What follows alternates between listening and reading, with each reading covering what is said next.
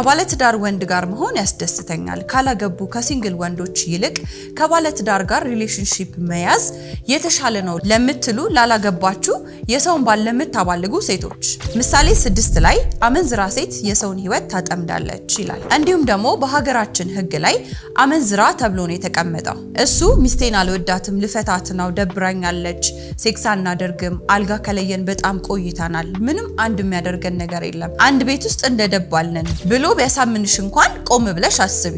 ቤት ጥሏት የመጣው ሚስቱ ለሱ ብዙ ዋጋ የከፈለችና ህይወቷን የሰጠች ሴት መሆኗን አትርሺ። ሚስቱን ጥሎ ዛሬ ካንቺ ጋር ቺት ካደረገ ነገ ደግሞ አንቺን ጥሎ ወደ ሌላ ሴት ጋር ሄዶ ቺት እንደማያደርግ ምን ማረጋገጫ አለሽ?